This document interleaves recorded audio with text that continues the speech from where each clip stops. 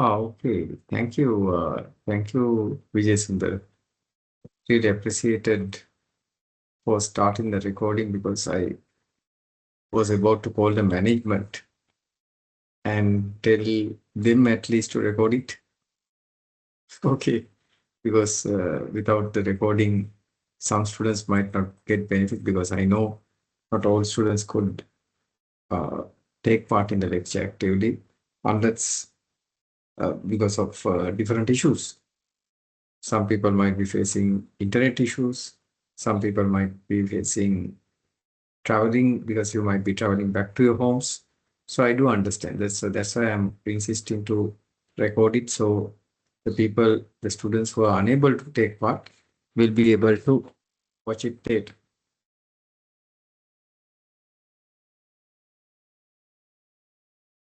Okay. So welcome back. We were discussing about digital business strategies, and we discussed and finished a major part of our of digital business strategy. Indeed. So we discussed about the a very common framework. So frameworks that are used to establish a strategy. What are the frameworks we used? Hmm? Girusan, what's one framework we used?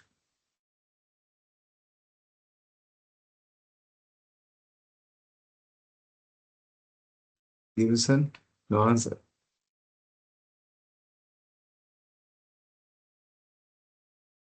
What are the frameworks that we used?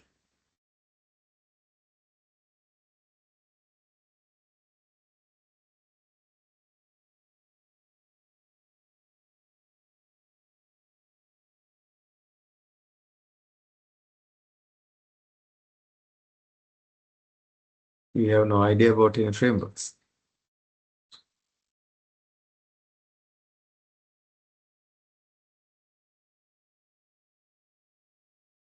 We indeed discussed about different frameworks, isn't it?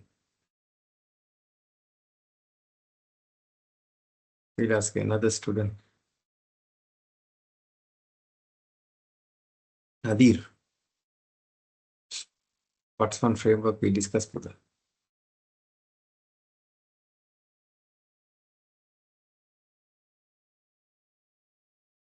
So that's what people are not ready. People have no answers. Anyone from the class? We discussed several important frameworks that you should apply in your assignment as well.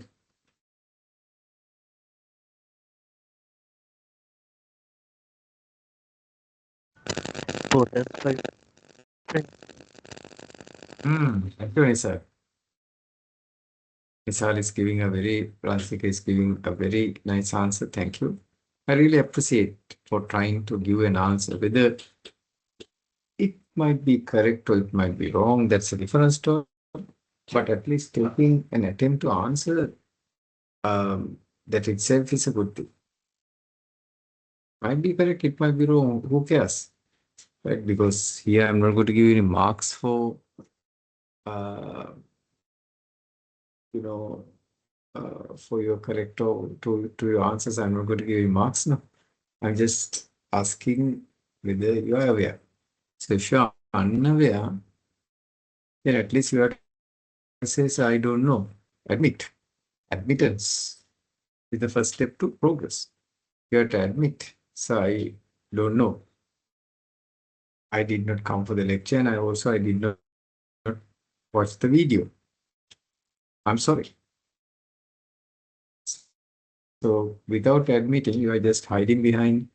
And if you don't answer, that shows you are a coward, isn't it? So you should have the courage to tell that you don't know. If you don't know, isn't it? So, or at least to tell something that you think it's correct. If not, it's basically with being a coward. So better to put a admit that. If you don't know, say, I don't know. I'm sorry. I did not do my duty as a student. Isn't it? Because finally, what matters is that if you don't do your duties, right, you will be at a disadvantage, right? Hmm. Right. Okay. Never mind. So, yes, we discussed about the ESP framework. The ESP framework. We'll ask Patiran. Patiran, can you tell us, Puta, what do you mean by the ESP framework?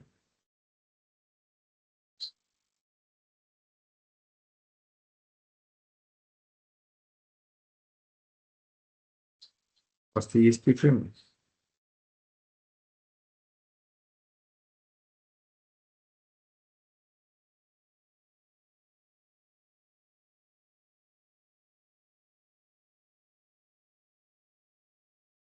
No idea.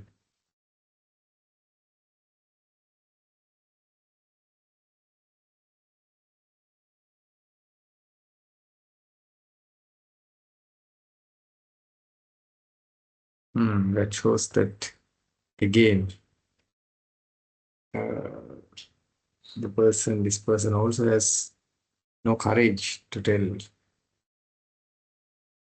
to speak out. What to do? No?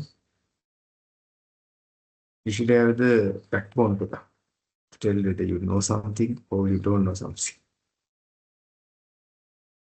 So, right.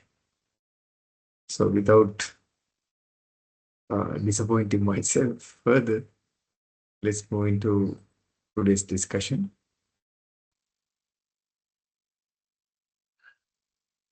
Today we shall go to chapter 6. We completed chapter number 5 with great discussion and with a lot of information. I hope you were inspired. You were inspired to form at least a strategy for your life, professional life. If you're inspired and if you had done an ESP or SOSTEC, that's really nice. Because without a strategy, right, you will be no one. You will be someone's tool who has a strategy. So therefore, it's your choice whether to have a strategy in your life and then implement that having self-discipline.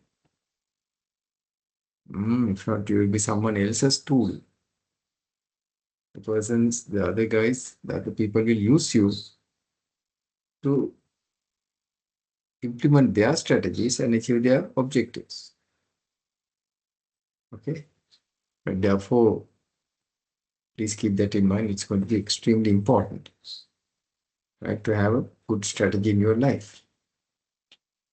So you can, if you really want to see what kind of strategies that you can implement in your life, you could go to ChatGPT and ask what kind of strategies it could suggest. But you have to give you a background indeed. You cannot just tell what's the thing. You have to give a good background. Maybe you can provide your CV and based on that to ask, okay, what kind of life strategies, professional strategies that you can use to be ultra successful. Then, of course, ChatGPT will be giving excellent strategies. Then you can explore more related to each strategy, what you should do daily, weekly, monthly, quarterly, annually. And indeed, if you follow through, you will be able to achieve ultra success. Right? So these concepts are not just for businesses. These concepts could be used in your life. In your life, right? And the ultimate objective should be to be ultra successful, exceptionally successful, not to live a life of uh, mediocrity, right? Being an average person wouldn't be or shouldn't be your objective. Okay, right. With that, then we'll come into chapter number 6. So in chapter number 6, we are discussing about supply chain and demand. So here we are going to discuss several important concepts. So these are the learning outcomes. So first of all, let us see what's the definition of supply chain management. What's the definition of supply chain management? So you can see supply chain management is the coordination of all supply activities of an organization from its suppliers and partners to its customers. So supply chain management deals with both whom, right? Getting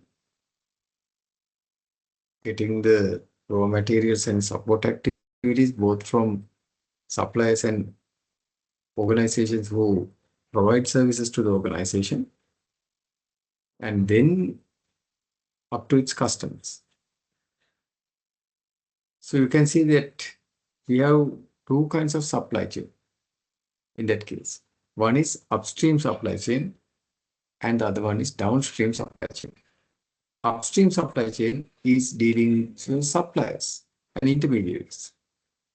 So we also call this what? Those days, buy-side e-commerce. Upstream supply chain is buy-side e-commerce, right? Then we have downstream supply chain. Downstream supply chain. Transaction between an organization and its customers and intermediaries. So downstream is the sell-side e-commerce.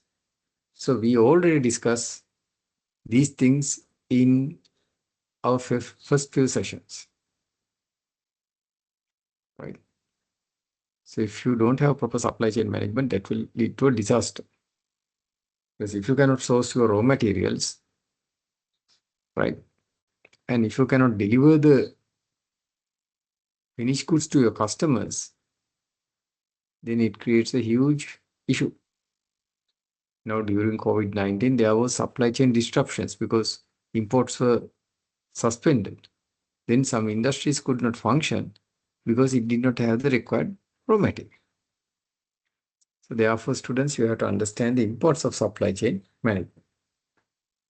And now you know what's the definition of supply chain management. The next question comes this. So you can see these are the diagrams I had used those days to indicate sell-side e-commerce and buy-side e-commerce.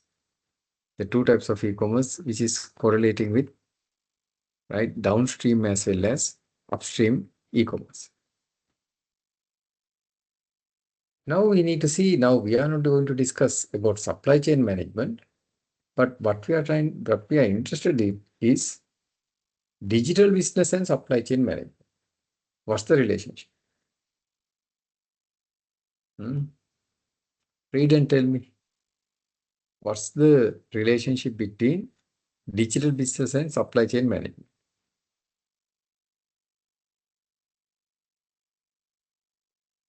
What's the relationship?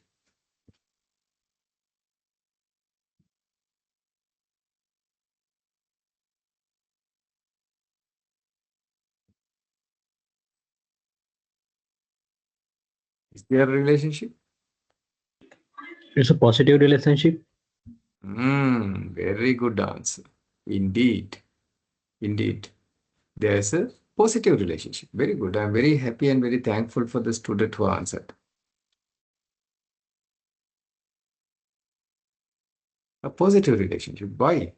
Because here what you do in a digital business is you apply digital business technologies in the supply chain management process to make it more efficient and more effective. Isn't it?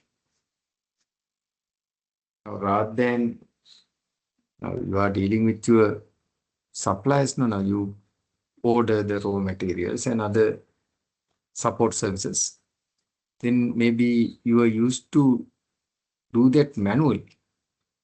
But now you could electronically connect with your suppliers and automatically order when the raw materials are below a certain limit.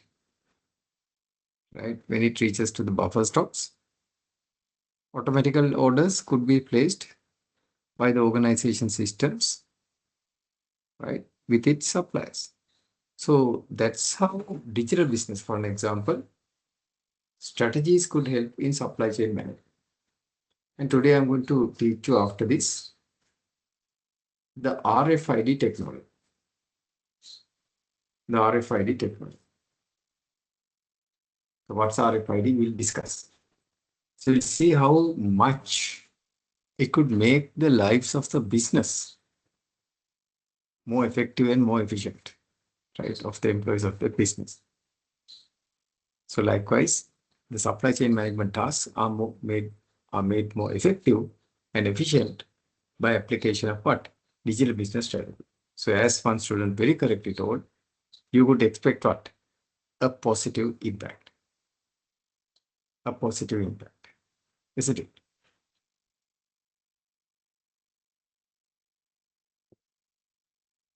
Right. So let's now come into the RFID technology. Now, tell me, what do you mean by the RFID technology? Just go to maybe your beloved ChatGPT and ask it to explain what's RFID in a simple way. Please do it now. Don't be lazy. Then I'm going to ask you, what's RFID technology? Use technology to answer questions on technology. What's RFID technology?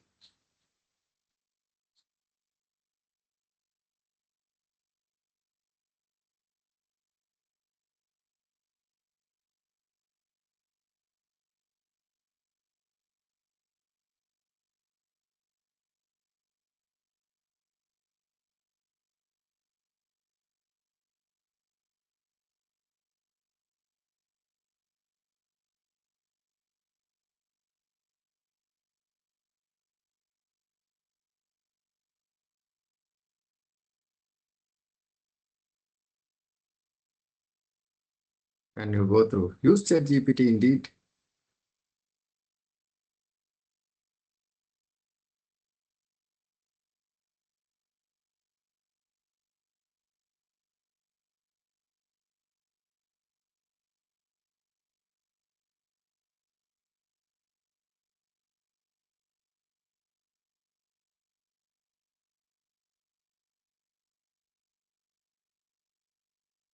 This technology used for radio waves.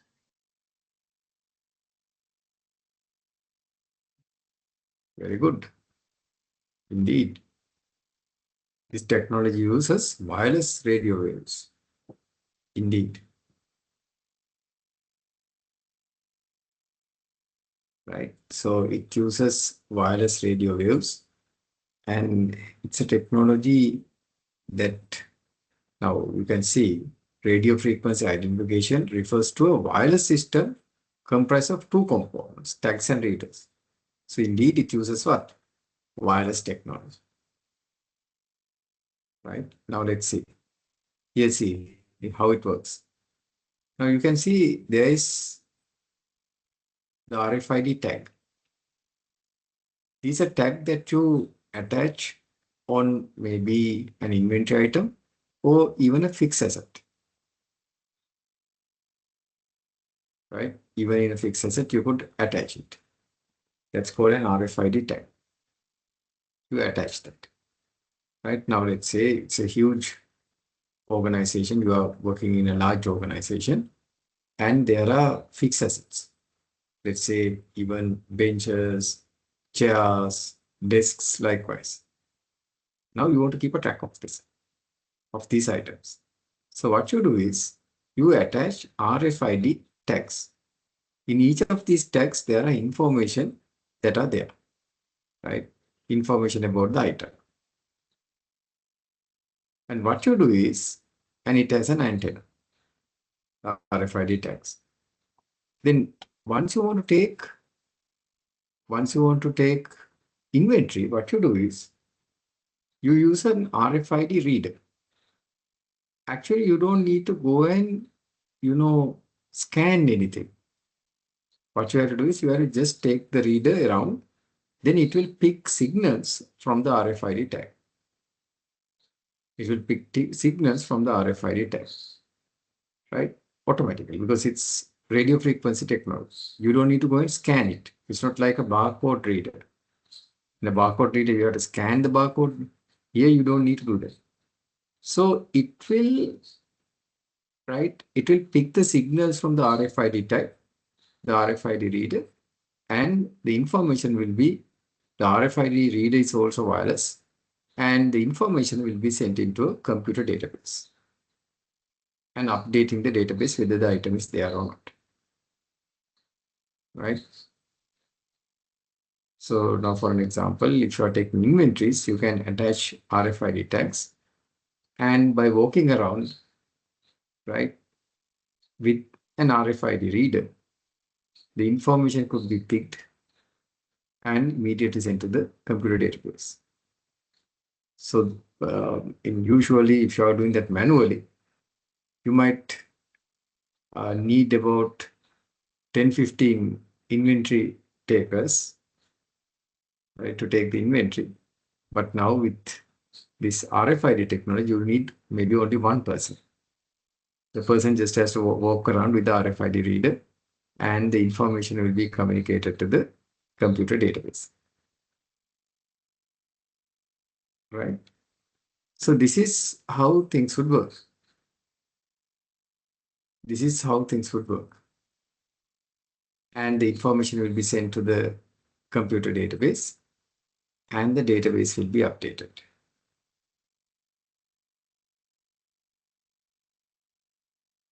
Right? So this methodology is the RFID technology.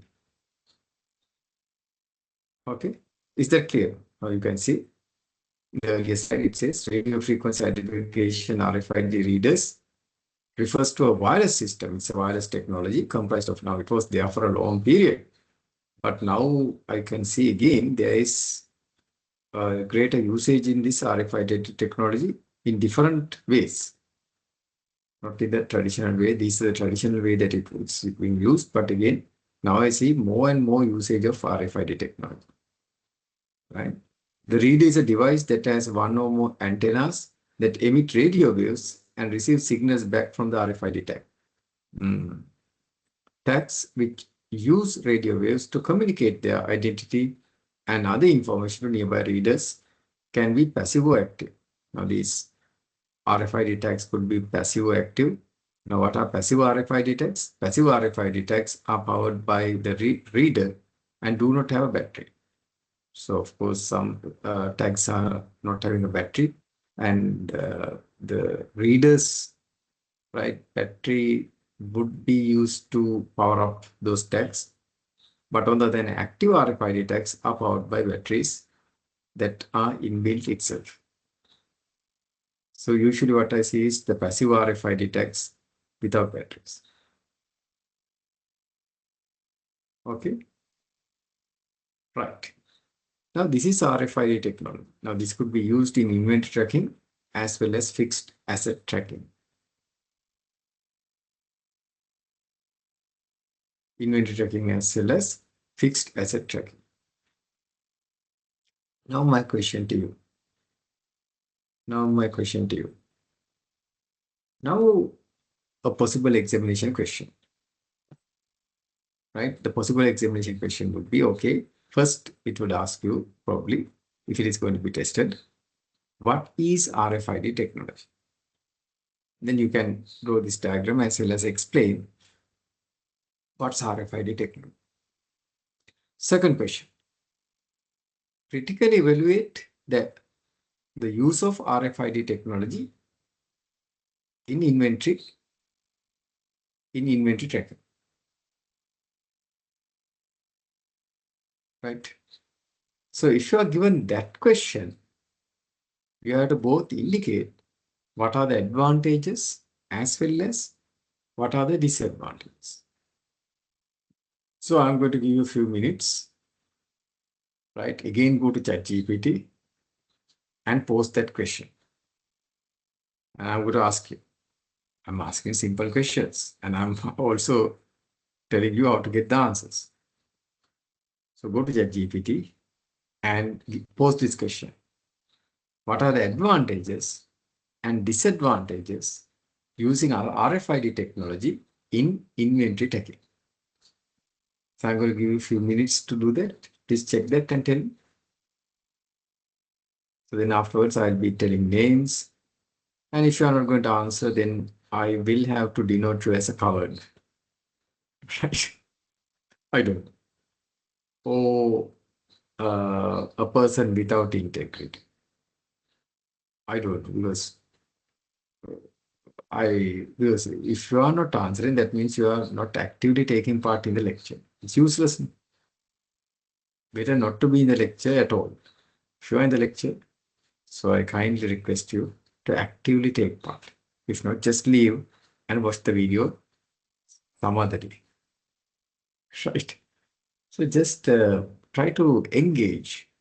If not, it's like just speaking to a computer, which is very boring.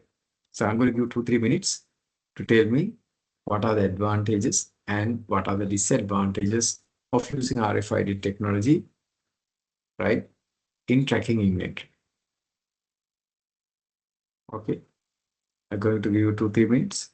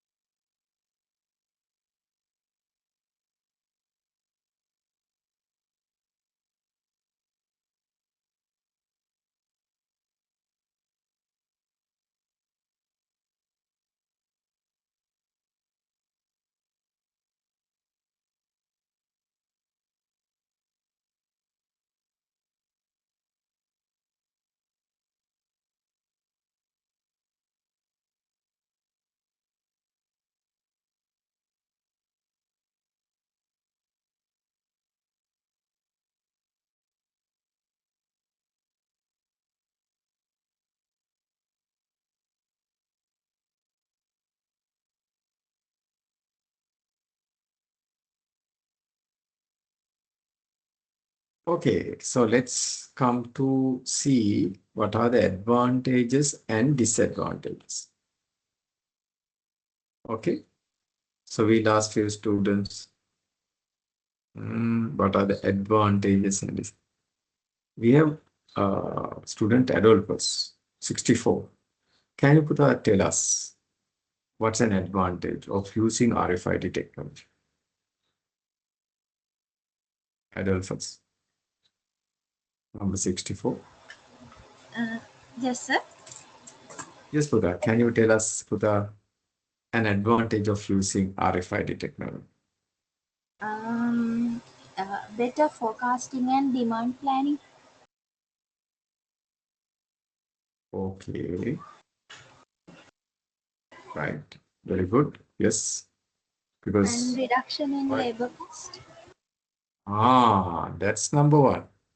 A reduction in labor cost because as I told you earlier, we required 10 or 15 uh, labor or employees to take inventories, but now you can reduce it, isn't it? You can have just one person with an RFID reader walking around and getting all the inventories picked up. Very good. So I think labor cost and just better forecasting also could be done because of another reason that happens. We'll see whether another student will tell them. Very good. So then we have number 7, WE number 7, weekend batch number 7, 007. Another advantage for the Reduce human error. very good. Yes, that's I think the reason whether that's I think the very much expected answer. It reduces human error because when you do manually things, you might make mistakes. But if you are going to use this technology, it will accurately capture. So there won't be mistakes. Or at least it will be reduced to a bare minimum. So that also then leads to the third advantage the earlier student Harold was told. What's that?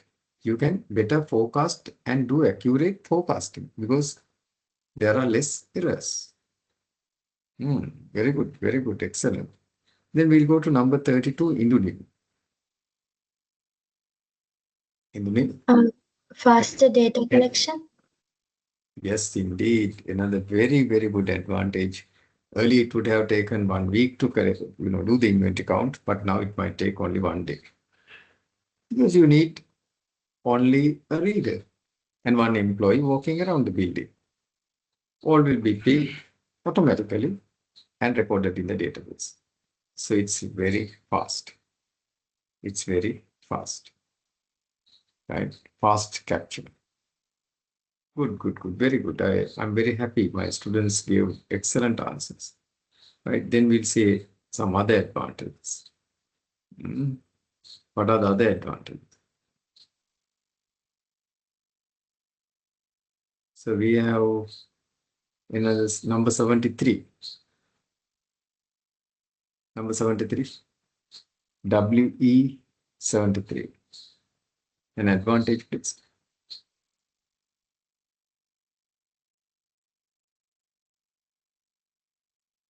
WE 73.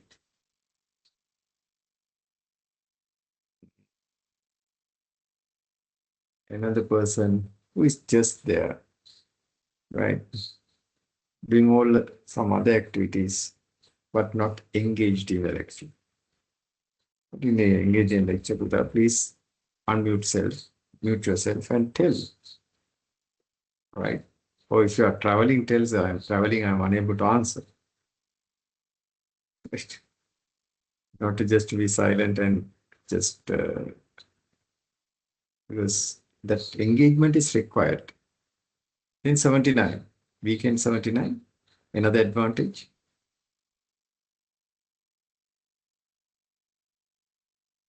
Real-time tracking. Very good. Excellent. That's very correct. You can do real-time tracking. You don't need to wait till 1 week, at the end of the 1 week or 1 month. You can perform real-time tracking. Real-time tracking. and you can perform very good, real-time tracking, and you could get information, and you could update the information, right, when the inventories are released or when new inventories come, right? The things would be tracked immediately. Very good. So we got some very good advantages. So expect these kind of questions, right? So let's go to ChatGPT and ask it. So let me do what you were supposed to do. So here is my ChatGPT, right?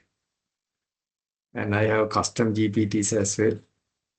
I'm having not custom GPTs, I have separate custom GPTs, then I'm having projects, right?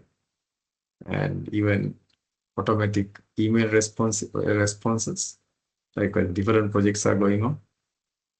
And here, now let's go back to ChatGPT and ask that question. What are the advantages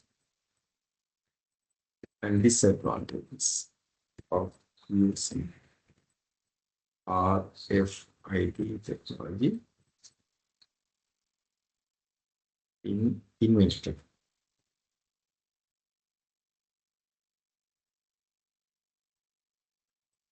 Yes. Business entity. List or provide 6 each. Also, let's specify to give 6 each advantages as well as disadvantages. And also just specify in a business entity, because if not, it will not understand what's the context. So when you give a prompt, GPT is called prompt engineering. Give the prompt with the context, right? With the context, you have to give it. If not, it won't give a proper answer. Okay, and also if you want 6 each advantage and disadvantage, then specify it. Real-time tracking, as one student told, very good. RFID enables automatic and real-time tracking, improved accuracy, increased efficiency, speeds up inventory counts and stock taking, right? Because of the speedy inventory taking, better visibility and control. Of course, you can have better controls. It's a very nice way of internal controls. Then reduction of stockouts and overstocks, of course, because of that, since everything is tracked, now you want, because now it's real time, there won't be stockouts because all the time it will be tracked in real time. And overstocking also won't be there. You can even go for a JIT, just in time inventory. Then enhance security and loss prevention. Of course, it will reduce fraud as well as loss prevention, because things are tracked. But any concept has advantages as well as disadvantages, isn't it? Anything, right? That's the way of things that work. Now, Facebook, do you think that there are always advantages? No, there are disadvantages as well. People like me think that there are more disadvantages than advantages. So what are the disadvantages of RFID? High initial cost. Why? Now to establish, now you need to purchase RFID tags. You need to purchase RFID readers. Then you need to purchase RFID software, right? In your computer to record the inventory and keep the inventory counts and everything, you need software. So therefore, of course, labor cost will be, and the maintenance and labor cost will be quite low, but there'll be high initial cost. So although I wouldn't say it's initial cost, I would say high initial investment is required. There's a difference between an expense and investment. Now, if I ask you this question, right, now you pay for your tuition for the degree. Is it an expense or is it an investment? It's An an investment. investment. It's an investment, indeed. It's not an expense. An expense have a short life, right? Now spending on some, I don't know, like for me, like it might depend whether it's an investment or an expense for people, like spending money on fast food. It's an expense for me. But on the other hand, spending money on some healthy food, it's an investment. So therefore, you have to see what's an investment and what's a cost. But here, therefore, I don't agree with ChatGPT to calling it cost, but I'd say high initial investment. Indeed, it's high. Then, of course, if there are technical complexities, because it requires integration with existing inventory systems, as well as there are technical aspects involved, so you need to have expert staff. And interference issues could take place because this is radio frequency. When radio frequency is involved, metals, liquid, electronic interference could take place. And it might even lead to errors. Right? Radio frequencies can be interfered because of lightning and some other disturbances. Even when you take a phone call, you can see it get disturbed sometimes. So those are interferences. So that could inundate the accuracy. Then privacy and data security concerns. Privacy and data security concerns. So we have unauthorized access to RFID data.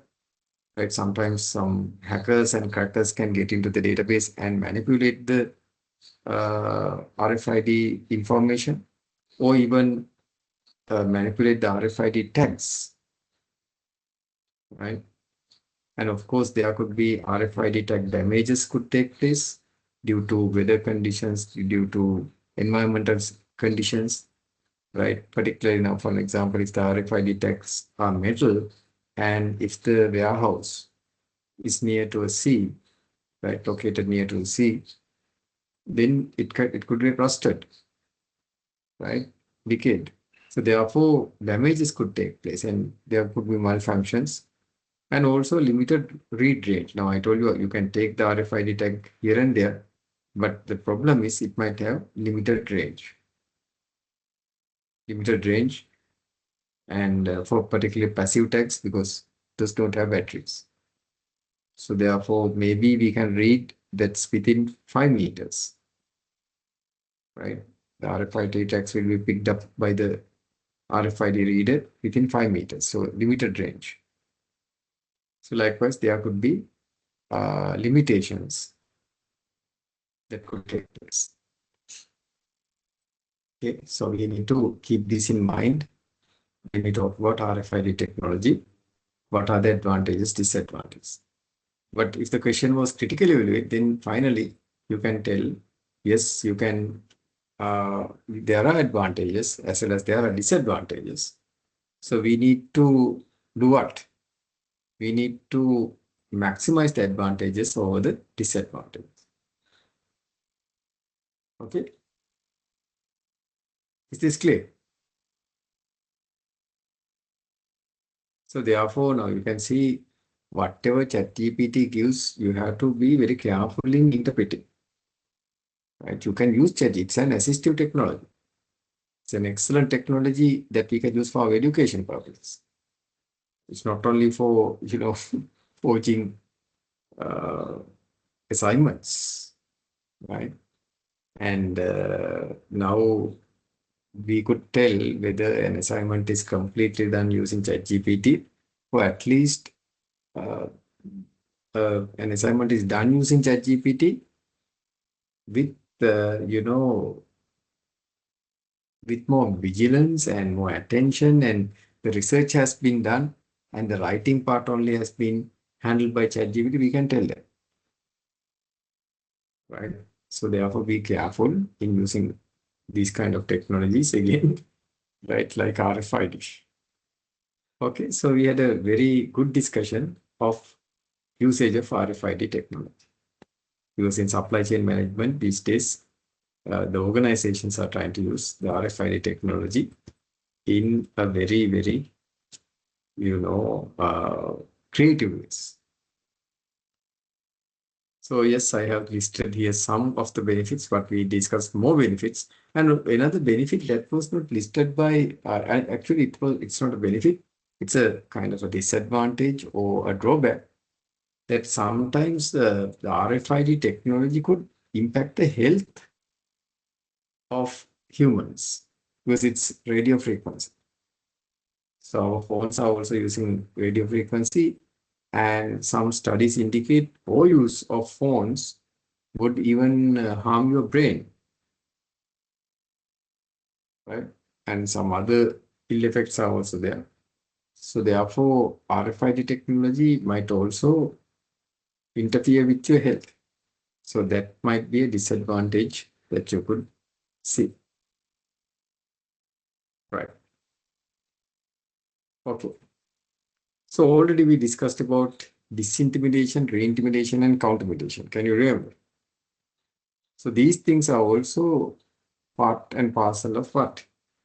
Supply chain management. In supply chain management, you can disintermediate, remove intermediaries that are not necessary. So the supply chain could be made more efficient. Right now, earlier there were, let's say there were third parties that intermediaries to deliver an item from the manufacturer to the consumer. But under disintermediation, what you do is you remove those intermediaries. How? You can directly sell from the website, like Dell computer does. Right? Dell does that. So you can see these technologies are making things very efficient. Then reintimidation. What's that? Instead of using traditional intermediaries, now you use more sophisticated new intermediaries. For an example, earlier you might have used traditional marketing channels like print media, printed newspapers you might have used to advertise. But these days you are not using those. You are using what? Facebook marketing. Facebook marketers. Then countermediation. Countermediation means you create your own intermediary. You acquire a third party or you establish your own subsidiary. So it's a subsidiary of your own. So that's called counter mediation. Creation of a new intermediary by establishment of another company or acquisition of a third party. So these kind of things could be done in supply chain management to make it more effective, efficient, and to provide a better service. So we already discussed what's upstream supply chain as well as downstream supply chain. Right. Any questions of what we discussed? So far what we discussed was what is meant by supply chain management, and in a digital business, or what's the relationship between digital business strategy as well as supply chain management. We understood the relationship. As one student very correctly told, there's a positive impact, right, on the supply chain management. Then the third one, what we discussed was today, what is meant by RFID technology. And there we understood what is meant by RFID technology, as well as what are the advantages as well as disadvantages of RFID technology. Right? Is it clear? Any questions? Clear the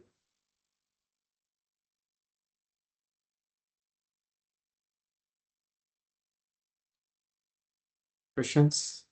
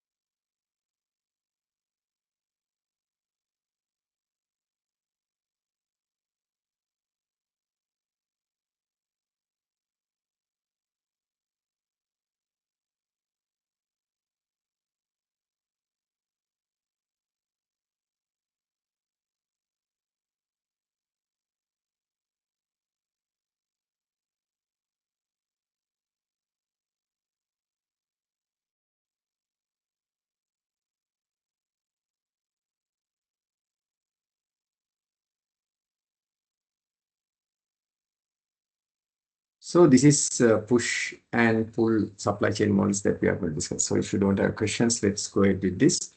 Push and pull supply chain management models. What do you mean by that? So you will see that in your earlier studies, you might have studied about supply chain models, like the value chain models. Now let's see some examples. So let me show you what you studied already. Yeah. Look at this. This is Porter's value chain model. Can you remember this in part A, right? So here Porter explained the value chain model. Inbound logistics, right? Inbound logistics means getting the raw materials, then production. Outbound logistics, it's getting the items to its customers and having sales and marketing efforts. So these are, according to Porter, are the primary value chain activities. But then he also identified secondary value chain activities. It's not primary, it's secondary. What are the secondary value chain activities? Human resource management, finance, and information systems. Where's accounting? According to Porter, where's accounting, by the way?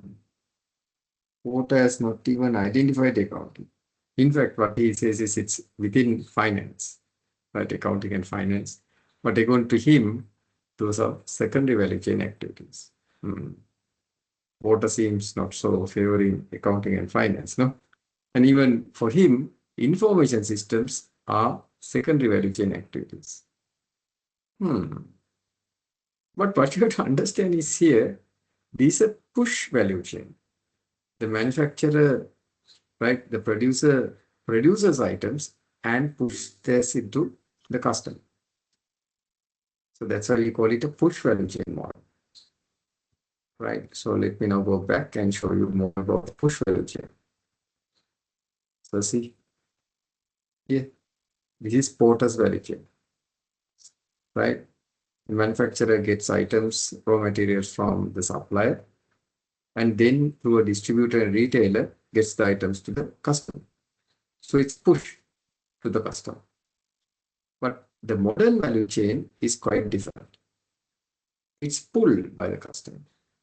Customer requires what he or she wants. So the manufacturer manufactures that. Dell computer is a very good example. Right? When you go to the Dell website, you can exactly tell what you want. You can build a computer by putting different parts, right, in different configurations.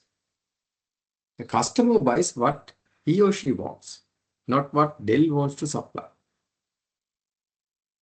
So it's push versus pull value chain.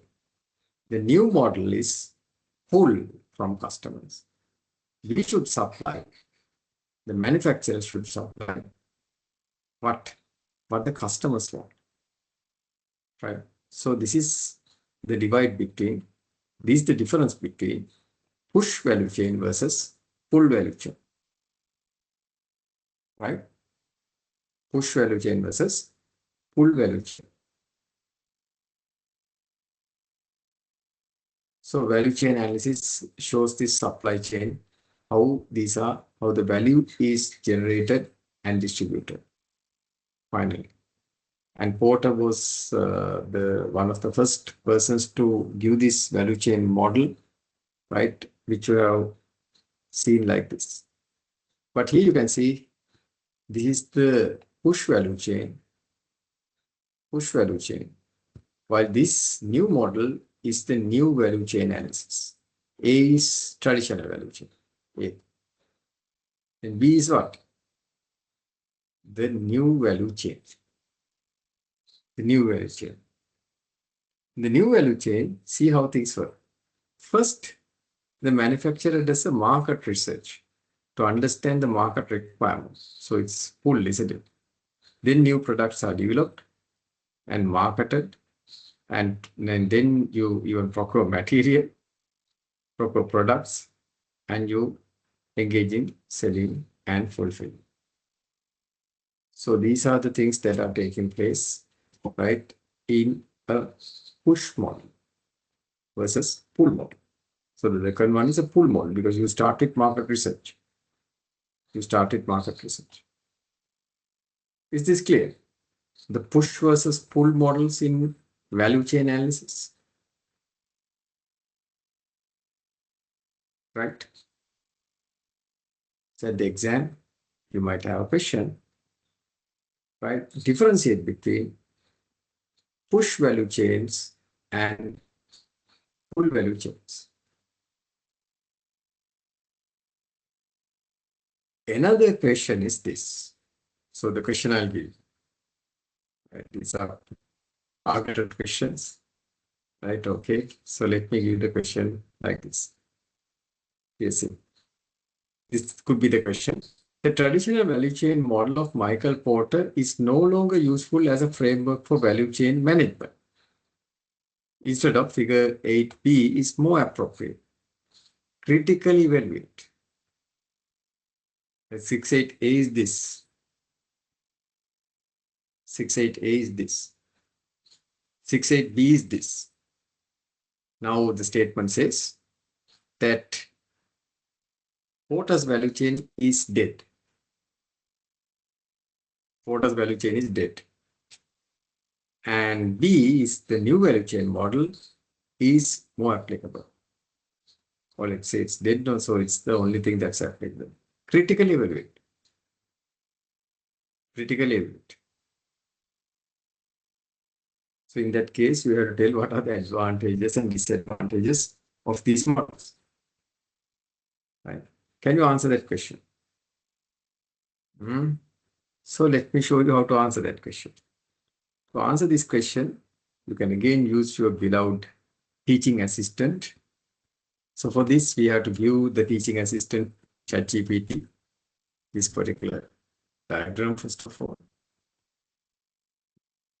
And also I'm used to give a new prompt for each new prompt, because sometimes it confuses itself. So give a new prompt for each. That's another way that you could minimize any interferences.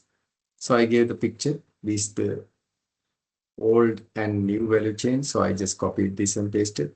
Then now let me give the question.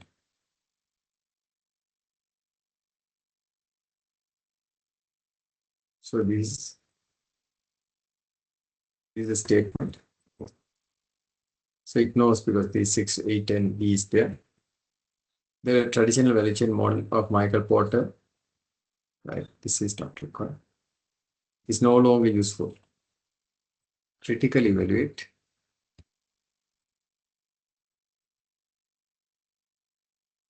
Evaluate this statement. So see, this is how you could learn. Critically evaluate this statement. Let's see what it's going to say. So it's a picture, A and B.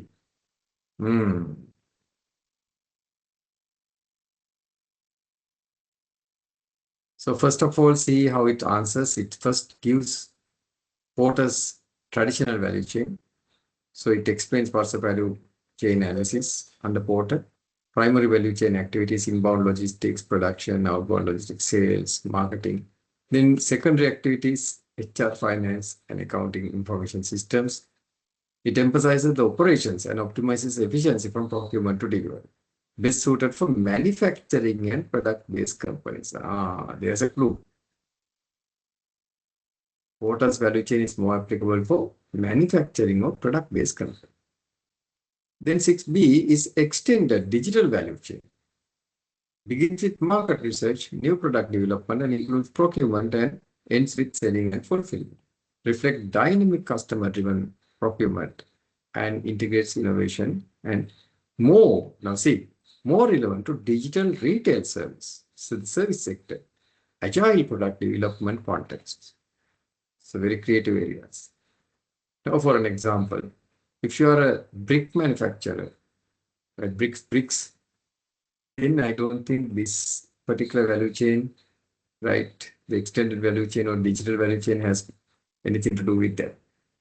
Bricks are bricks. isn't it? So therefore, we have to understand the difference, right?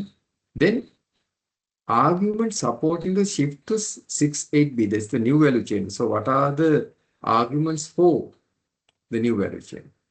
Of course, it's a customer-centric approach.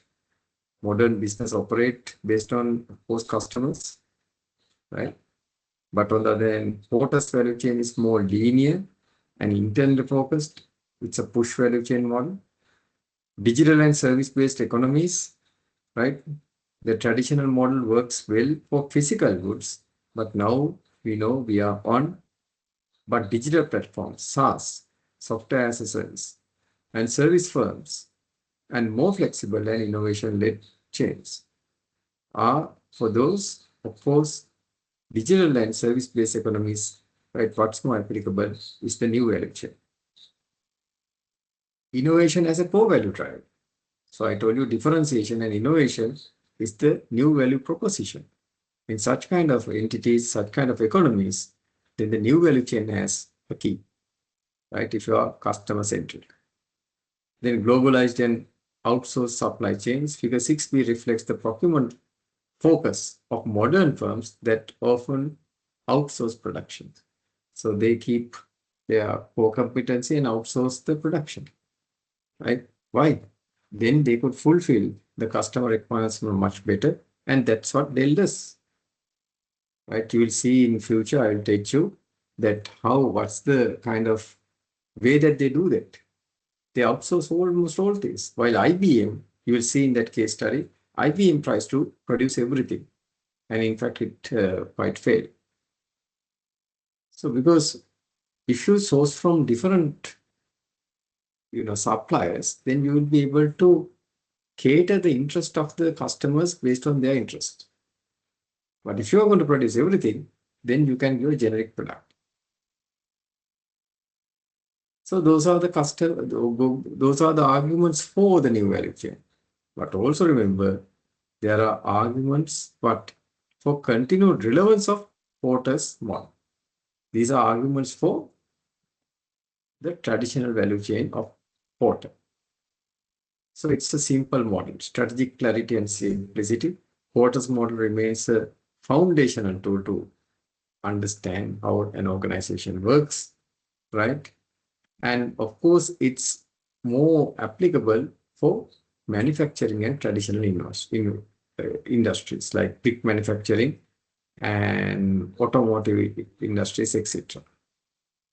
Toyota, for instance, continues to use variations of this model in Lean and Six Sigma frameworks. Then, of course, it's internal efficient focus. So they try to be efficient. And because you can produce in mass scale and because that's what you do under the Porter's model, because it's more manufactured focus. For cost optimization and procurement improvement, Porter's model remains valid. So likewise, you can see arguments for and against are there, right, for the new value chain. Then critical reflection, these are synthesis and critical reflection, that's what is required. So Porter's value chain is still useful for operational analysis and cost efficiency for what? For manufacturing, traditional manufacturing industries. But on the other hand, 6.8b represents a more fluid, that's the new value chain, customer-driven and innovation-focused chain, better suited to modern digital and service-based business environments. So you can see the difference, traditional versus modern businesses, more innovative business entities, service entities.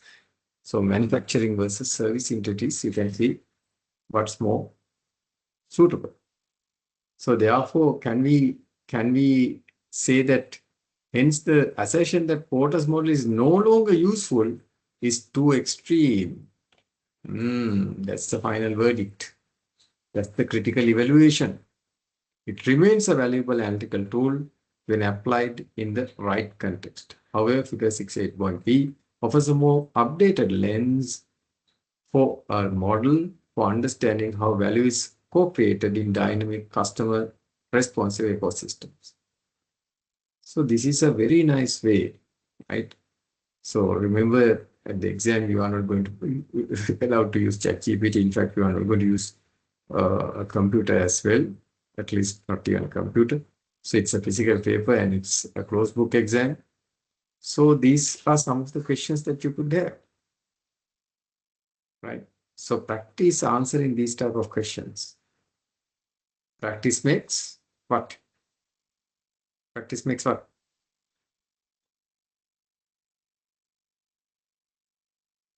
Can someone complete the sentence?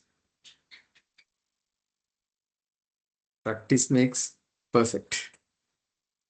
Right? That always is correct. So practice answering questions. So if you want to be a straight A student, practice questions. Practice, practice, practice. In your advanced level, right? What they do? They practice, practice, practice, and practice till things are internalized. You might have all the knowledge, but if you cannot apply that, then that knowledge is quite useless. So that's why I encourage you to put up practice answering questions. So in all lectures, in every lecture almost, I'm giving you some tips on examination questions. So why not you practice them? Isn't it? Right? Is it clear? The traditional value chain in supply chain management as well as the new value chain analysis. The so-called push model versus pull models. I introduced those as well as I gave you what? I gave you a question on the critical evaluation. So do you want this answer?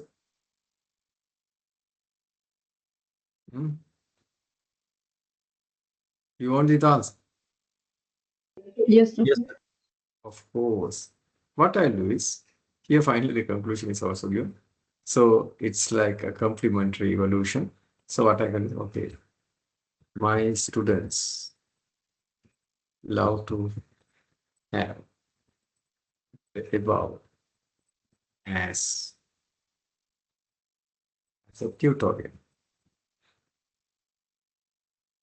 question answer. Can you create a down a Word document? Down. So I heard you. So I'm going to download it and I'm going to put it back to ULMs.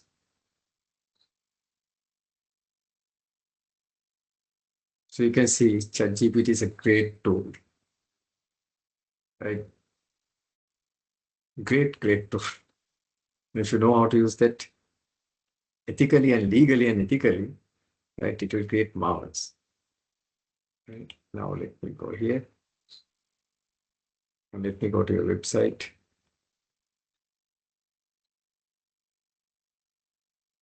So you are 16D, WE, and 18A. So let's go to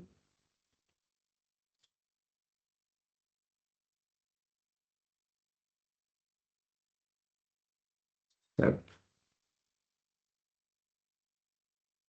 16D, WE, and 18A. Yes, that's your batch. So let's go to the elements and upload the answer under chapter 6. So by this time, I think it would have created the document. This is the document. And let's open it and view it.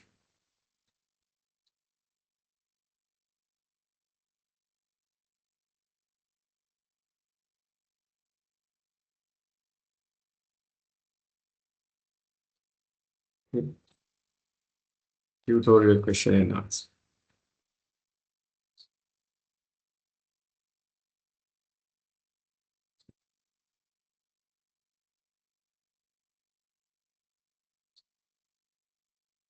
Arguments supporting. Arguments supporting for the traditional model. Synthesis and finally coming to. So let me give this to my good students. Why not? Why should I retain everything? Sharing is. Can someone complete that sentence? Sharing is. Sharing is caring, isn't it? Indeed, sharing is always caring. So share, share, share. When you share, you will get a lot of things in your life. So stack framework. So this is I'll be putting under this one. This tutorial question.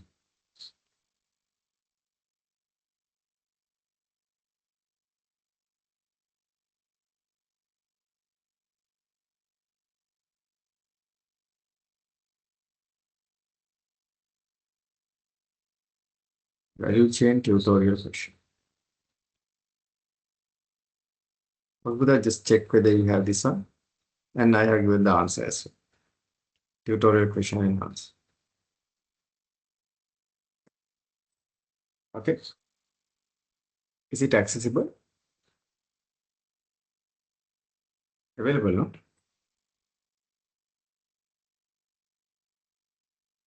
Hope so. Right, Buddha. So just a possible examination question, right? Critical evaluate. And it gives a very nice structure that you can follow at the exam. So expect these type of questions. Okay. Right. So we discussed about the traditional value chain versus. So here also, of course, these answers are there, right, which are quite similar. Right. So we'll take a break, and after the break, I'll discuss about value stream. Value stream. Okay. And then we shall go to these concepts, and then particularly virtual organization. What's virtualization? And then comes that case study I told you, vertical integration versus virtual integration. The example I'll be giving is Dell versus, right, IBM. We'll discuss that one today. And some other topics are there. We'll come to that. Right. Shall we now take a small break? Break. Is it clear what we discussed?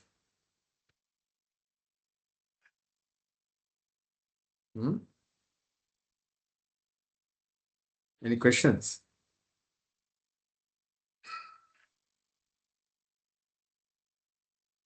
Okay.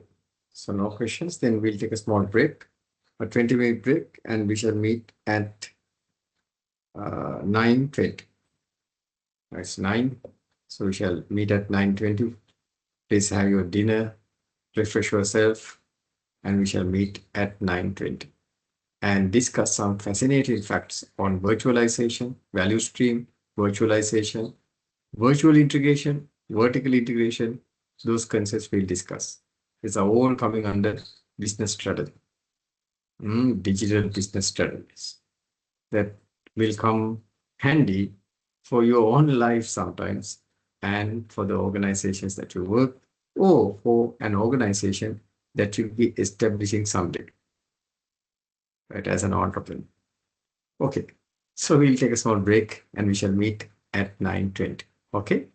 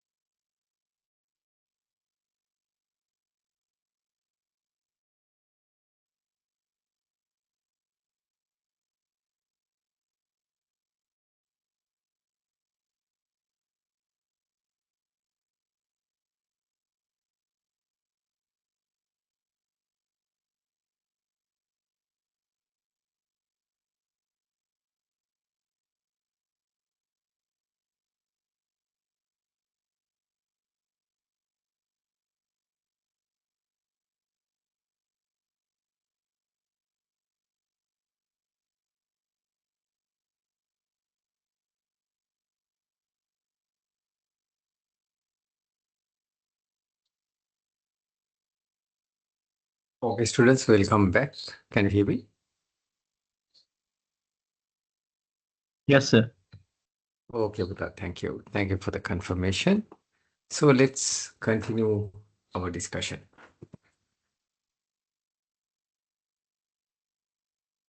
Now we were discussing about value chain. Now let's see what do we mean by value stream, right? Now here we are discussing the concept of value stream. So I want you to tell me, right? Again, use your beloved learning tool, ChatGPT, and with an example, tell me what's a value stream. Because you have to understand the difference between value chain and value stream, right? So take 2 or 3 minutes and tell me what's a value stream and how it's different from a value chain. Okay.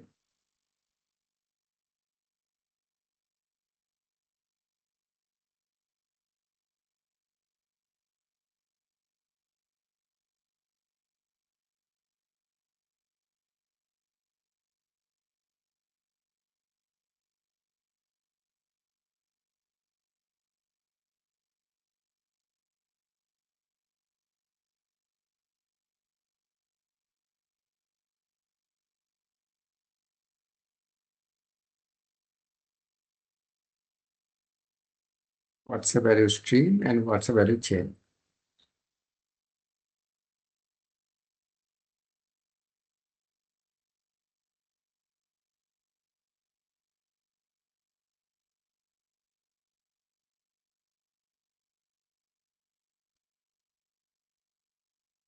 What's the difference?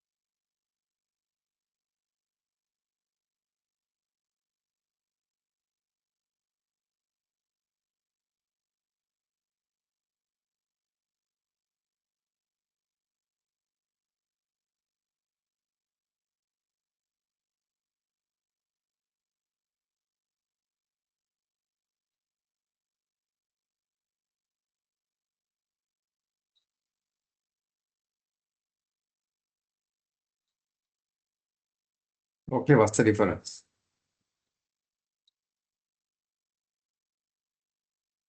We'll ask few students. Value chain and value stream. What's the difference?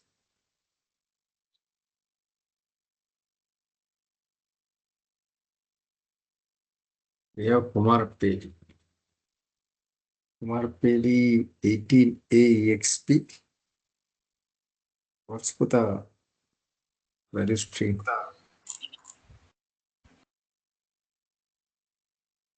Hmm? Oh, Please go ahead. Please go ahead, Buddha. Yes.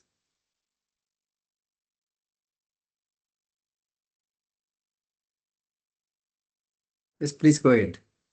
But I haven't, we did not hear.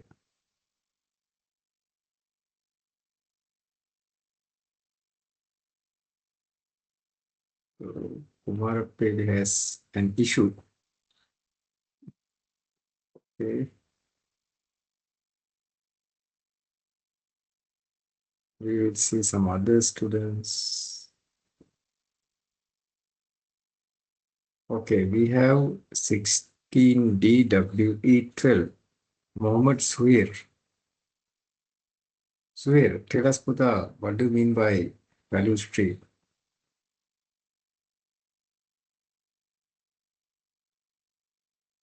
Hmm. Suhair? Those days I brought in 3 hypotheses. Can you remember? When a student is not answering a question, we could make hypotheses. Hypotheses are what? Testable assumptions, right? Maybe a person cannot respond because that person is in a place doing an activity that usually you cannot respond. Like what? The washroom, isn't it? When a person is in the washroom, that person cannot respond, doing a certain activity that you cannot publicly tell. We shall call it hypothesis 1. Then another hypothesis, I call that the washroom hypothesis. Then maybe another hypothesis might be a person cannot respond because of what I call the coconut tree hypothesis. So how that name or how that hypothesis was developed is like this. Near my home, there's a piece of land with coconut trees, not owned by me. Of course, I am not a landowner.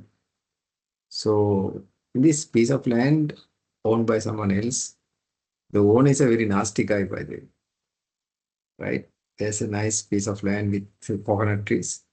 So what happens is in the night, some people come, some thieves come and they steal coconuts. They climb on the tree and they steal coconuts. So nasty things happen. So when they come down with the plucked coconuts, the homeowner hits them, right?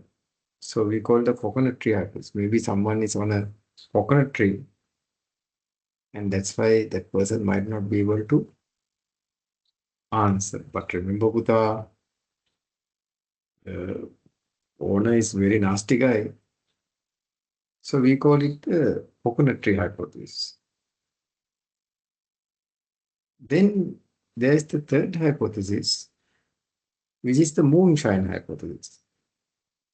The moonshine hypothesis, what happens is, we know these days we have economic crisis. So in certain areas, what some people do is they brew illicit liquor, which is also called kasip moonshine.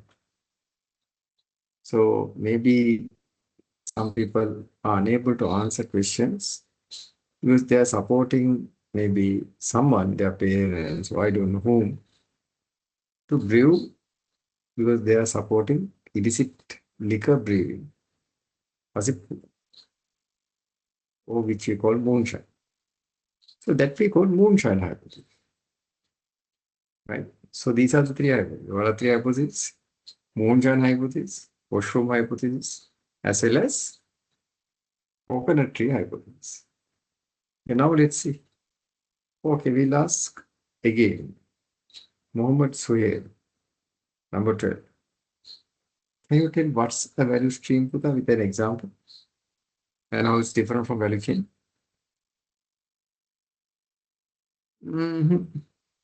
So here, be very careful. The owner of that land is very nasty. So be careful, huh? So maybe it's where coconut tree hypothesis might be applied. So we'll ask another student. Number 27. WE27. WE27.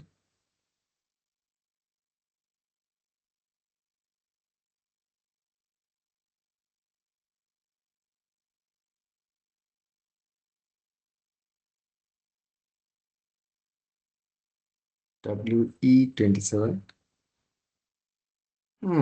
WE27. Maybe washroom hypothesis might be applied. Can't speak, no doing that. I don't know. Hypotheses are testable assumptions. So no answer. 27 might be doing an activity cannot be told in public, isn't it? Okay, so let's go to another student. So this is 18A EX number 3, isn't it? Number 3. 18A EX number 3.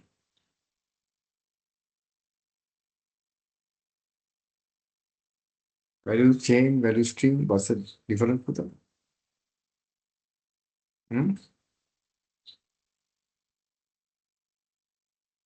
18A EX number 3.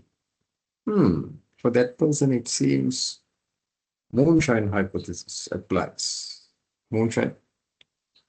So next day, you can ask when you meet these people, were you braving illicit liquor? Because just a hypothesis. We don't know what you did. Right. So we'll ask an answer. Okay, number 23, Veerasingh. Number 23, Veerasingh. Yes, sir. Oh my God, Puta, very good, very good. You answered. No hypothesis applied. So tell me, Puta, what's the difference between value chain and value stream? Value chain looks at all the key activities in a company that add value to product or service. Value stream is more like process oriented and focuses on the flow of value through specific product or service. Very good. Very good. So Veerasingh, I am very thankful to you. So no hypothesis applied. Rishi answer. So we'll go to another student. So we have to know what's going on. We can see this student. Moments where no answer. Right. We have number 73, WE73.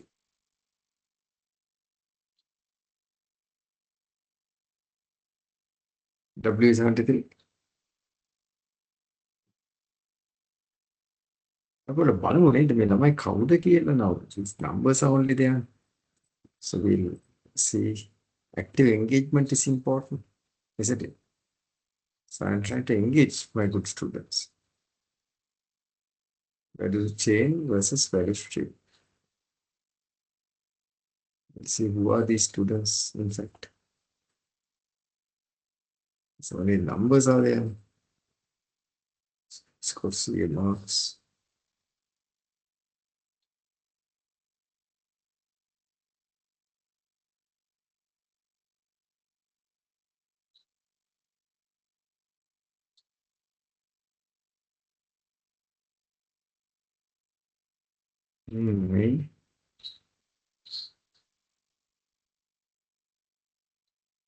So that day we have this one. Okay, we'll see. names the one way in the computer. Okay. Okay, we'll see. We have 97 aim Atapo Alapalang. So that tell an example for value chain and value stream.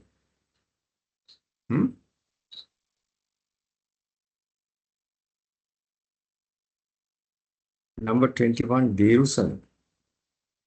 Derusan. Example, please. Derusan, please be careful, Puta. Moonshine hypothesis. Police these days very nasty, right? They do nasty things once they catch people who brew illicit liquor, etc. So we have number 86, WE86. Let's see who is 86. By the way, 86. Yes, sir. Ah, my God, Jairat. Neither. You're Jairat, right? Okay, Buddha. Can you Yes, give an example, Buddha? Example, value stream, value chain. for the value chain, some operations and inbound logistics like hiring developers. Okay. Right. Thank you, Buddha. Again, your And attempt is appreciated. Your attempt is really appreciated. Good, good. Thank you. So she's talking about it's much broader. Okay, number 10, WE10. WE10 क्या करोगे? Yes, sir. Nee, Buddha. Very good, very good. The name එකම කියන්න ගත්තනේ නේද? Okay. Buddha, tell us an example for value chain and value stream. Value stream example, software development for an e-commerce platform. Okay. Then value stream.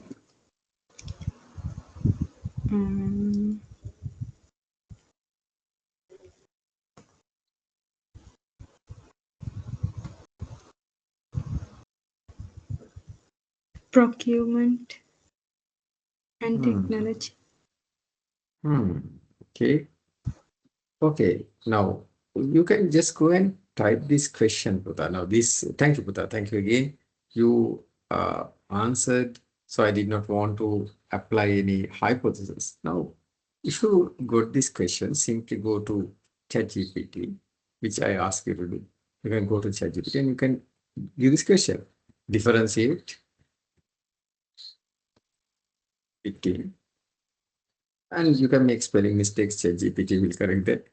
Between value chain and value stream with an example. So this should have been your prompt. And you can make any mistakes, right? You can make any mistake. There is no problem. Although I'm just making this correct because ChatGPT, you can even make mistakes. There's no problem, right? So differentiate between value chain and value stream with an example. That's what I gave, right? So let's give the prompt. Right. So very clearly it says again what? What's a value chain and a value stream? A value chain is a high-level model of how business creates value through various activities. So you can see Porter's value chain is the entire value chain, inbound logistics, then production. Likewise, it takes place the entire high-level picture is given. But value stream is part of value chain. It's about a detailed visualization for specific steps needed what? To deliver value to the customer. So here, how value is delivered. Now within the value chain, that's what is done. But here it discusses a more specific way how value is given. Right? So it's more narrow. So actually you do a value chain analysis in a strategic level to understand the overall business process, etc.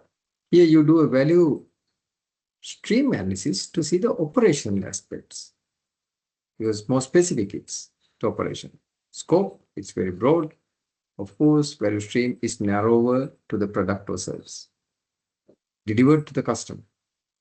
Origin, of course, value chain analysis, the originator is Michael Porter. But here, under value stream, it comes from lean agile thinking of Lean Six Sigma.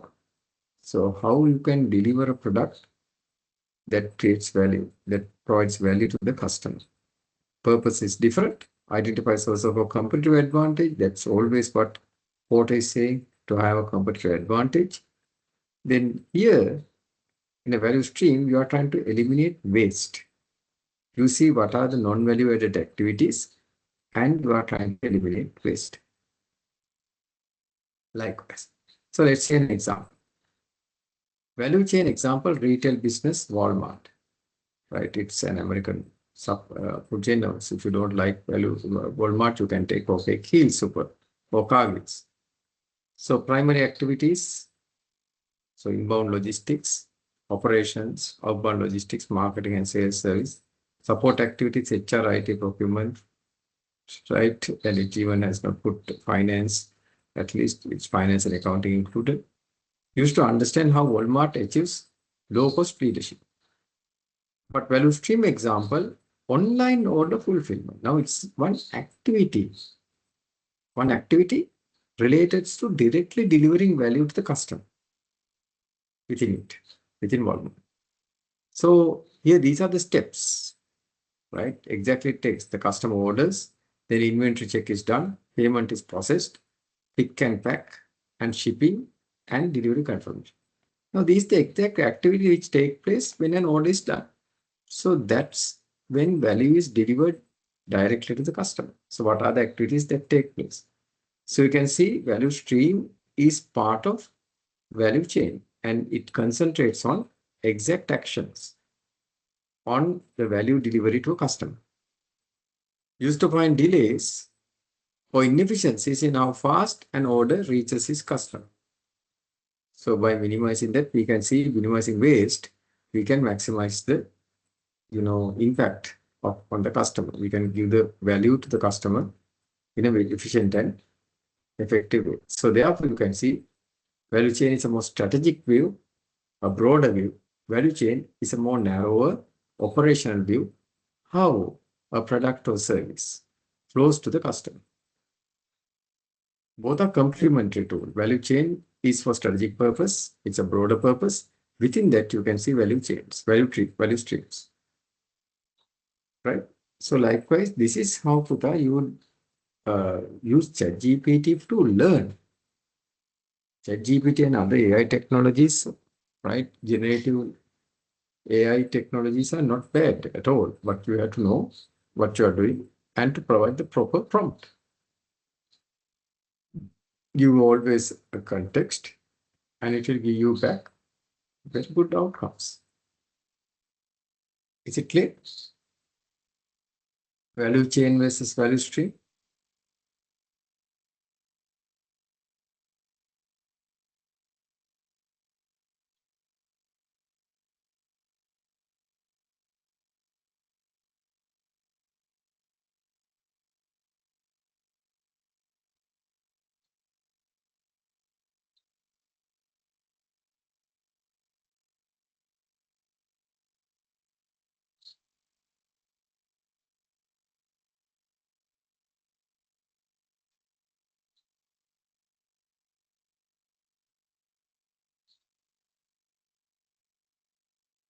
Clear?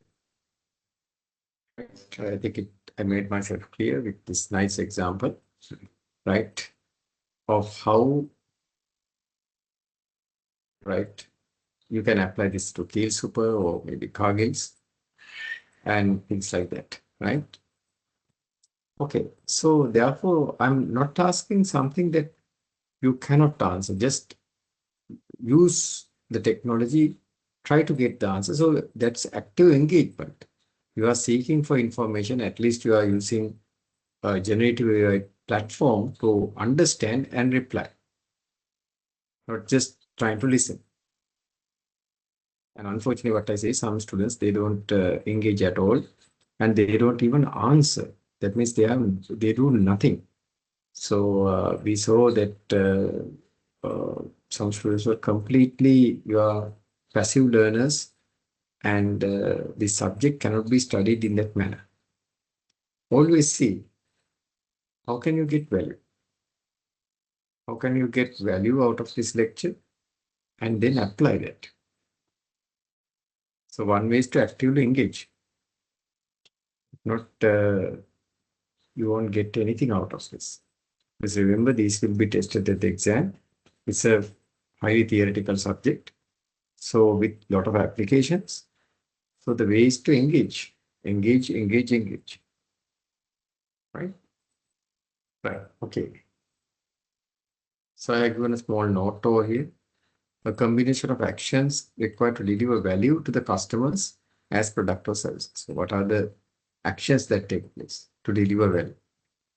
That's the value stream. Which is part of value chain indeed. Right. Then let's come into virtual organizations.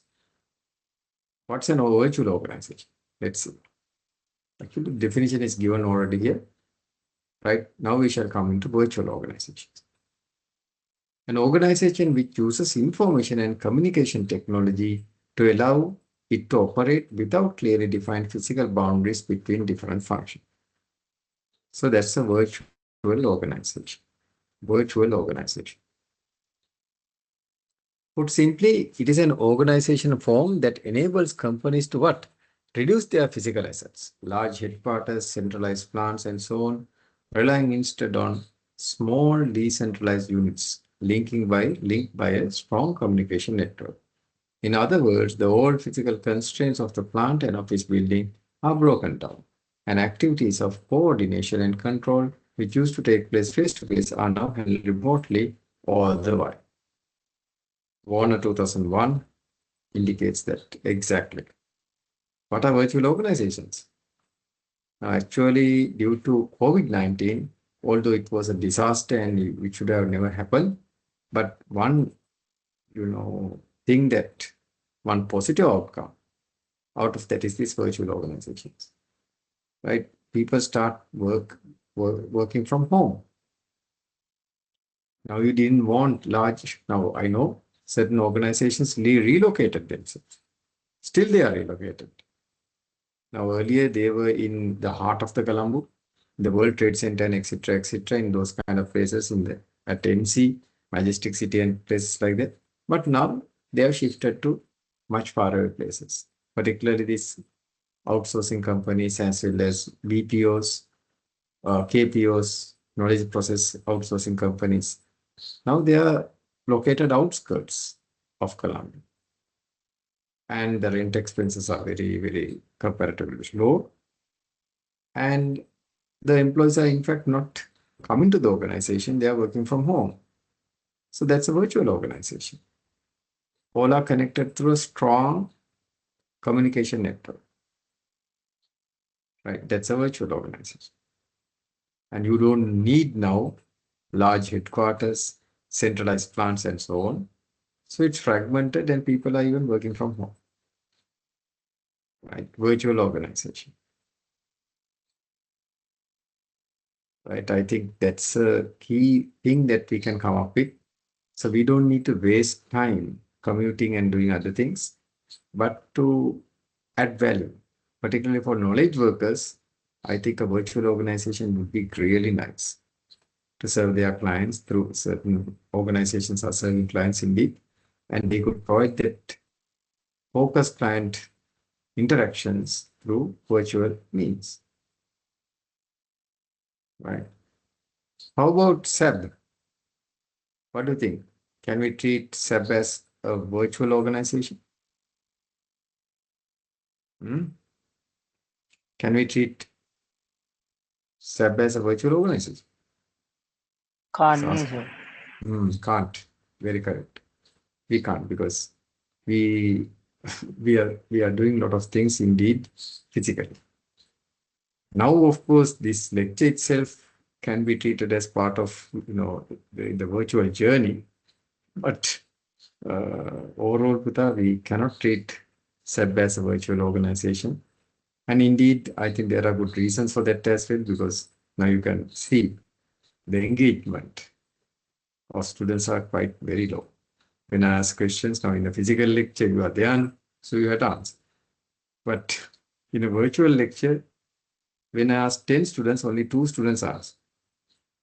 Right? That also I had to create hypotheses to get responses. So you see that kind of things do happen. So therefore, in certain delivery, that's a problem. I know how to make it very effective, but I'm not going to do that. There are different ways we can make it very effective. One, I will ask you to switch on the cameras. Don't do that, right? But if I do that, then you'll have to switch on the cameras and then you have to engage actively. So in postgraduate classes, that's what I do. In MBA classes, that's what I do. In PhD classes, that's what I do. I ask them to on the camera. Camera ko on kar. Right. So then you will see that they are actively engaged. They are actively engaging because they are asking questions, more engagement, etc. But I'm not going to do that. Don't worry. I know you are facing different constraints. I very well understand. But at least just unmuting yourself while even traveling, I don't think it's difficult, isn't it? So at least you can say, sir, I'm traveling, I'm unable to manage it. I cannot use ChatGPT, which is a bit unable to understand why. But it might be not convenient as using a computer. But, engagement is really important. Right. So the virtualization is the process of a company developing more and more characteristics of a virtual organization. Right. So I think SEB also in time to come will adopt virtualization to a certain extent. Of course, even now it's there. Even today's lecture is testimony for that. But again, going completely virtual might not be an option at the moment. Right. Now let's come into vertical integration as well as virtual integration. Right. Now, I think you have already studied in your strategic management subject or management subject vertical integration. What's vertical integration? Vertical integration is where you acquire the downstream or the upstream supply chain management elements. Right. Now, let's say, Buddha, I am a manufacturer. Let's say, I am an intermediary. What I do is I buy vegetables from farmers and I supply that to retailers. Retailers who, who sell the vegetables to customers. So I'm in the middle in the supply chain because I'm a wholesale buyer of vegetables from farmers and then supply that to the retailers. Right? Now in vertical integration, what happens is you try to acquire and integrate upstream or downstream elements in the supply chain. Now, for an example, if I buy or if I acquire the farmers, right? If I also start farming rather than buying from farmers, or if I acquire the farmlands as well and do the farming by myself, then that's a vertical integration. On the other hand, I can go downstream as well, right? And I could acquire the retail outlets that were selling the vegetables. Earlier I was selling them, then I could acquire them as well. So that's what we call the vertical integration. You try to go upstream or downstream and acquire and be one unified organization. That's vertical integration. the extent to which supply chain activities are undertaken and controlled within the organization. Right. So that's what you do. I'll give you a very good example for both of these, Dell and IBM. Then virtual integration. Right? Virtual integration is completely different from that. What happens is the majority of the supply chain activities are undertaken and controlled outside the organization by third parties. Now you are integrating with third parties to get your things done. You retain your core competency and you outsource all other things. Now, for an example, I might be an organization that is providing innovative services to customers. So in that case, I don't have time, right? Maybe to do my accounting. So I will completely outsource my accounting function to a third party. I might outsource,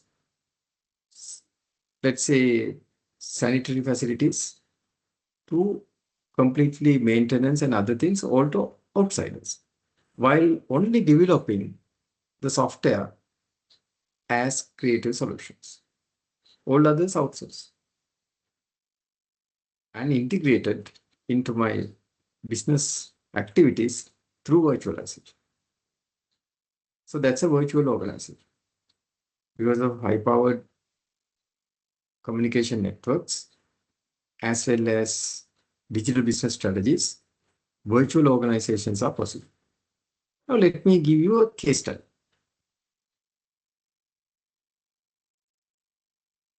Let's see these two examples, one from IBM and the other from Dell. Can you go through and tell me what has adopted, right, vertical integration and what has adopted virtual integration? Can you go through and tell vertical and virtual integrations?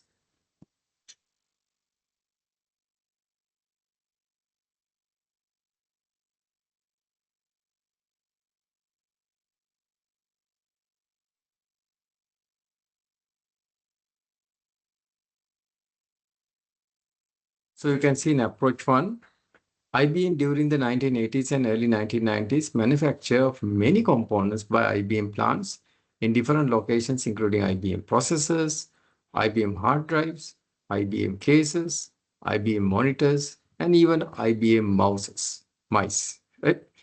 Distribution to companies by IBM Logistics. That's taken by IBM.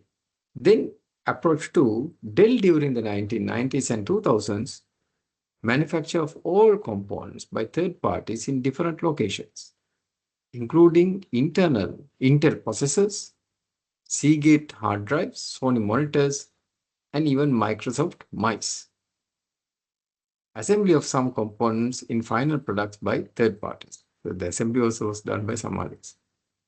Adding appropriate monitor to system unit for each order. So likewise, this was the two approaches. Now tell me, IBM used what? What kind of approach?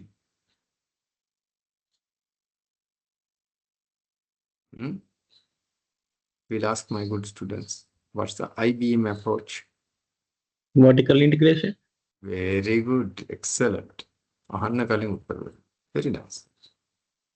IBM is a very good example for vertical integration because they try to vertically integrate with all kinds of the value chain.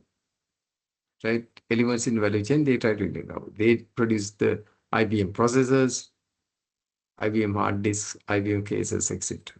But Dell went the other way. It's what? Virtual integration. Right? So they came up with the motherboard and other things, but all others were outsourced. The Intel processors were used, then Seagate hard drives were taken, Sony monitors were used, and even Microsoft mice. The mouse was from Microsoft. So likewise, they integrated how? Virtually. Your answer is absolutely correct. Good. So I have given the answers. Approach one, IBM vertical integration. approach to Dell virtual integration. Is that clear?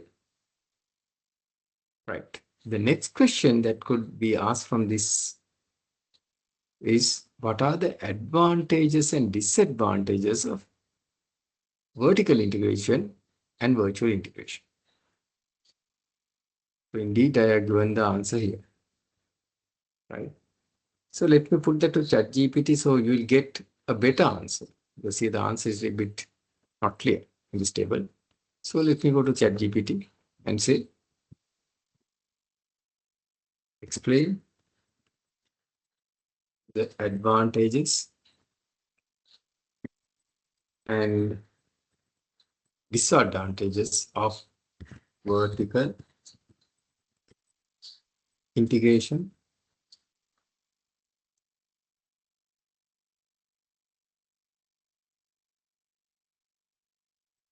and virtual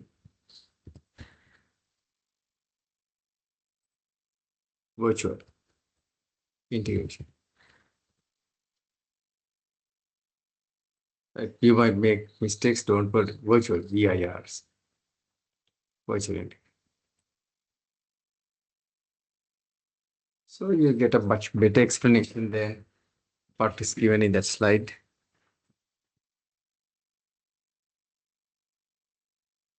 So vertical integration, see how the question it has approached, right?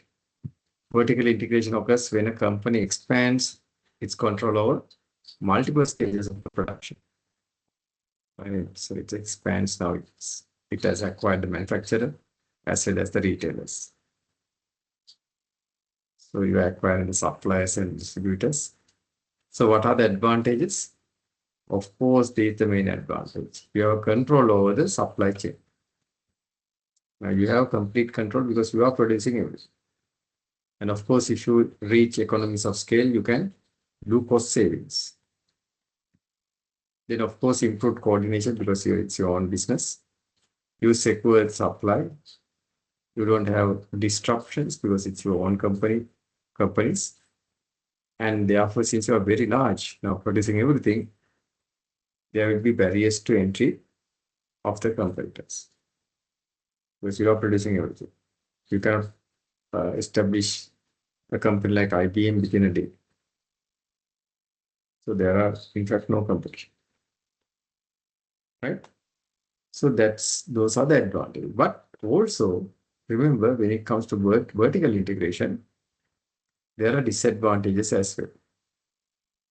What are the main disadvantages? Of course, you have to have a heavy investment done, high capital investment, because to do all these things and acquire as well as establish, the downstream as well as upstream supply chain management elements, you need high capital to either produce the farming crops and other things or acquire those kind of farmers. Of course, you need high capital investment. Then you have reduced flexibility because you are too large. You produce everything, so there's less flexibility. If you are too large, hard to move, isn't it?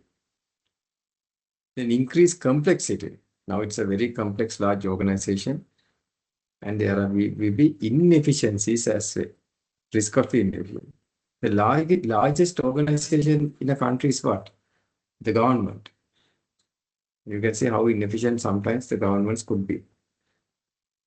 And if you are getting larger and larger, you will have regulatory scrutiny. Right? Why? Because of monopolies. If you are getting very large, you could create a monopoly. And that's wrong. And in certain countries, we call that antitrust concerns are there. Right? You should not be a monopoly because monopolies create inefficiencies. As well as if there's a monopoly, it will be not that good for customers. Right? So therefore, regulatory scrutiny might be occur when you are too large and try to manufacture and sell everything. So you can see there are advantages of disadvantages in vertical integration. So the same advantages and disadvantages become the advantages and disadvantages on the opposite side when it comes to virtual integration. So the definition is given. Virtual integration involves tightly coordinating with external partners and suppliers, of course, through digitally, without owning them. So commonly tech and service-based companies. So as I told you, tech-based companies are doing this. So what are the advantages? The disadvantages of vertical integration is the advantages of virtual integration. Flexibility and scalability. Now you are very flexible, right? And you can scale now. If you have manufactured your own plant and if you have your own farming lands, then you cannot reduce that number. But on the other hand, if you are getting that from farmers, yeah, you can scale it. You can increase your scale as well as reduce your scale within a day because you are relying on others, right? Then lower capital requirements, you can see you don't need that much of capital because you are acquiring the items from others. You don't need your own plants. You don't need your own lands. Focus on core competencies. Yes, you do what you can. Not everything under the roof.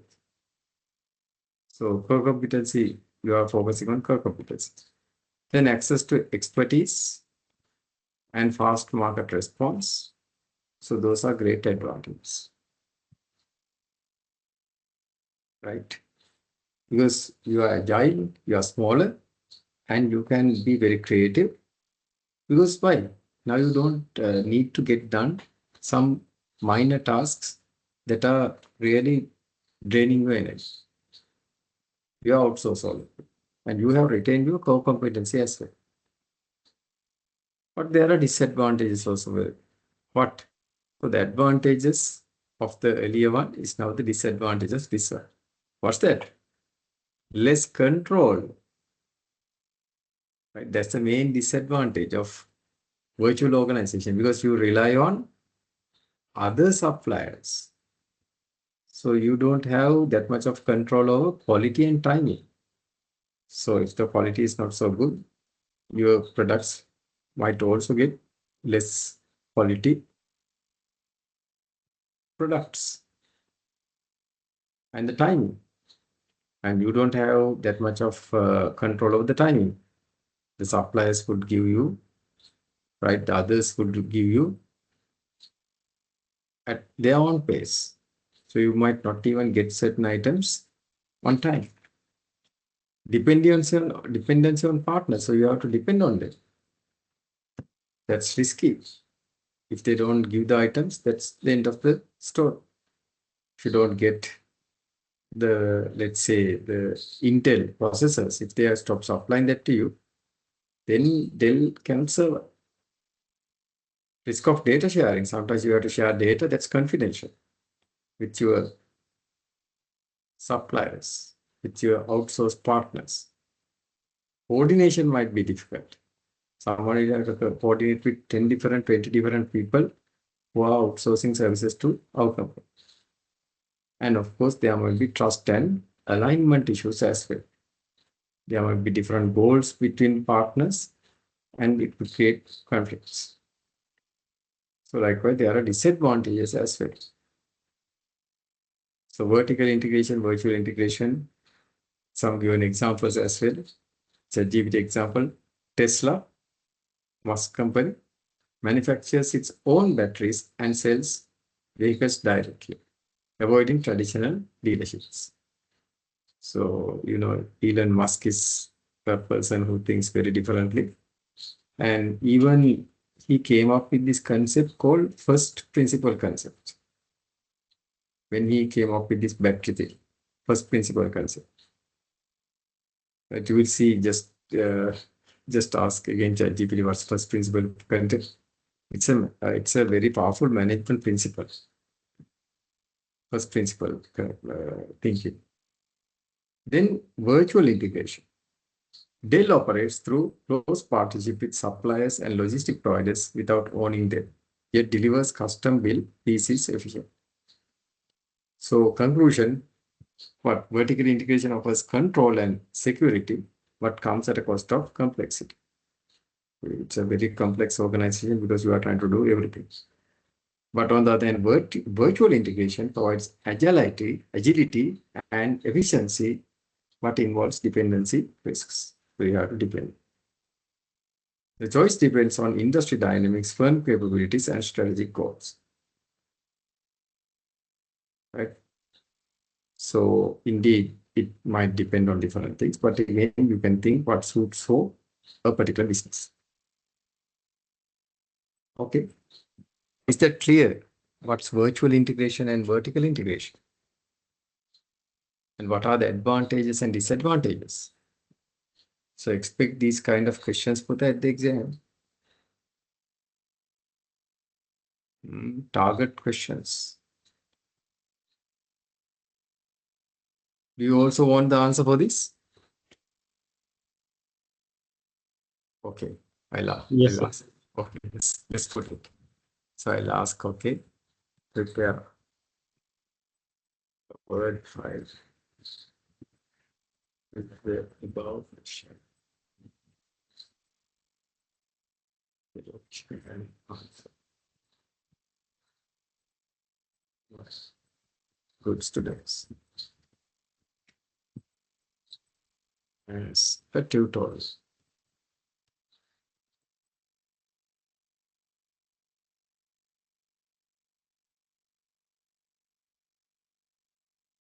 So you can of course copy and paste, but again, if I can create a file, why should I then again copy and paste, save it and do different things? Right. So you can use ChatGPT for your advantage. And of course, I'm using the data analyst kind of custom GPT. So likewise, it makes things very, very easy.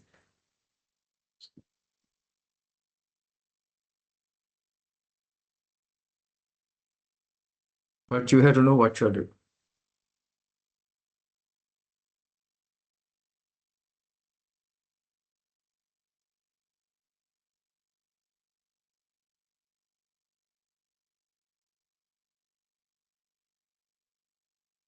Yes, till it prepares.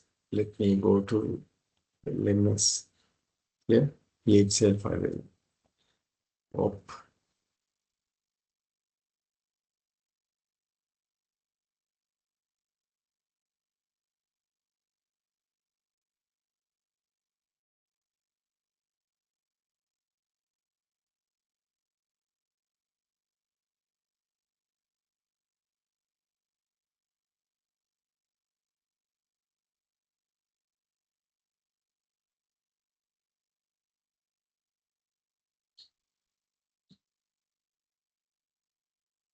Taking an extraordinary time.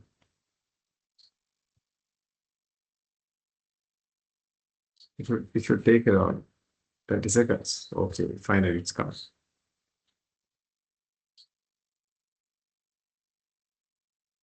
Good.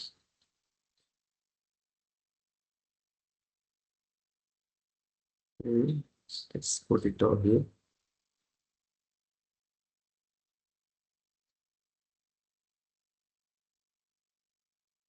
Just let's open it and confirm.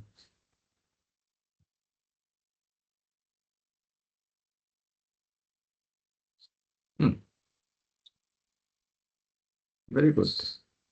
Examples, conclusions, everything is there. So it took me only very few seconds to come up with this.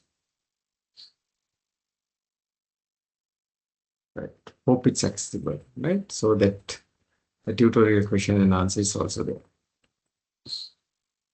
Okay, let's come back. So yes, this chart is given, but it's not clear. So that's why I asked ChatGPT to prepare a nice tutorial, which it did within seconds.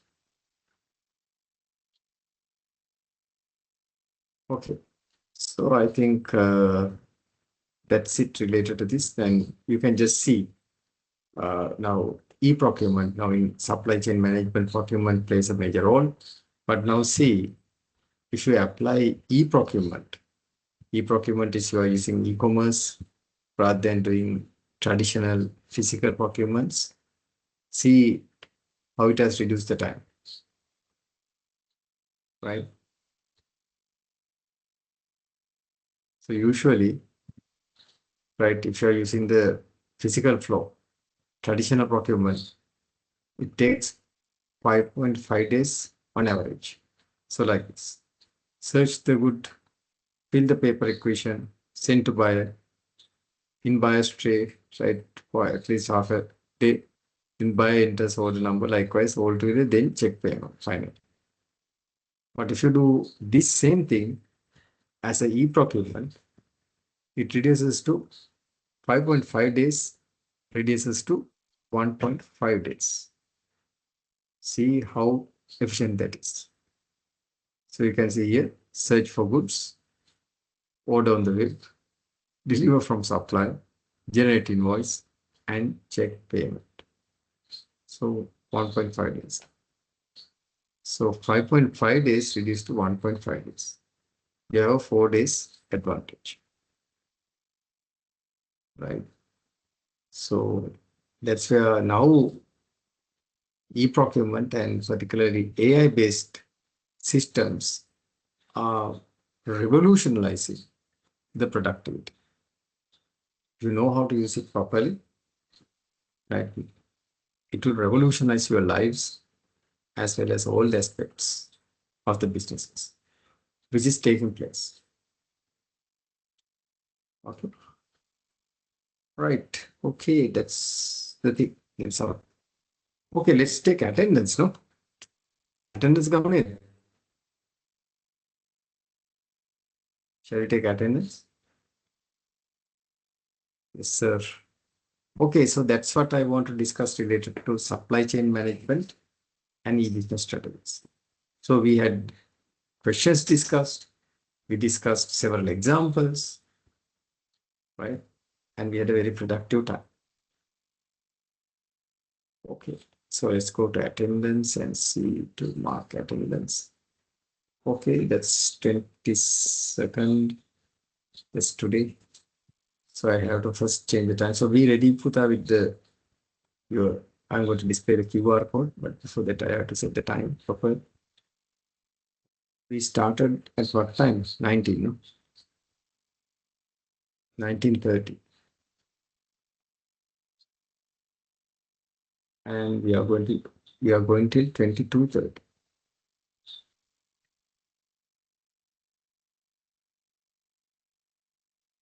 Okay. Now, Puta, I'm going to display the QR code, so be ready, right?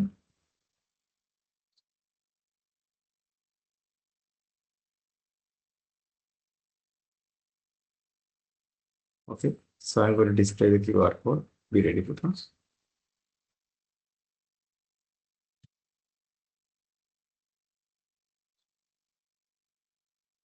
Can you see the QR code?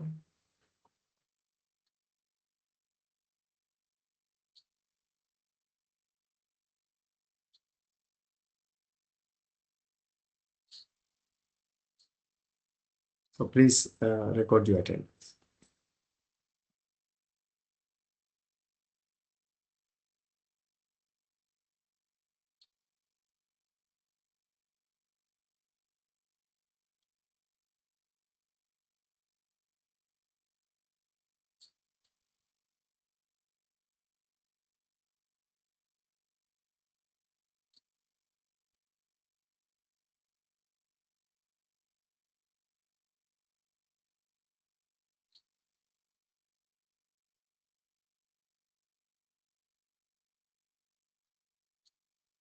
Did you record it?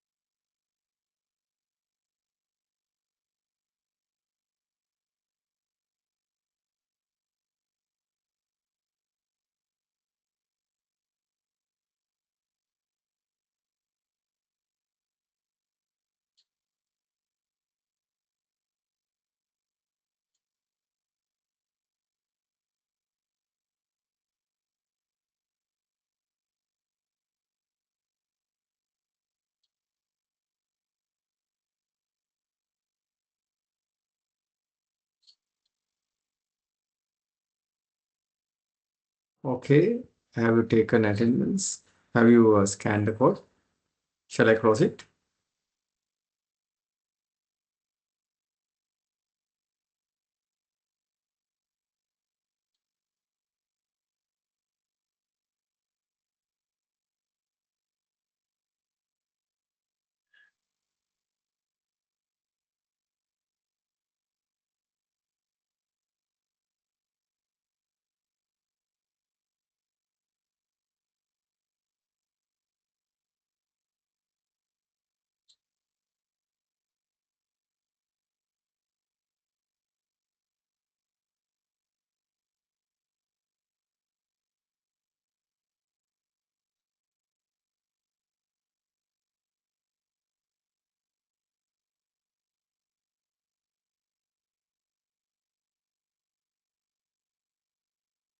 Okay, Buddha. So thank you very much. I'm going to close now the QR code. Appreciated of your efforts as well as for your participation and your active participation. So wish you a good night. Please take care and we'll meet again. Thank you very much. Good night, sir. Good night, Buddha. Good night. Good night, Buddha. Okay. Good night, sir. Good night, Buddha. Okay.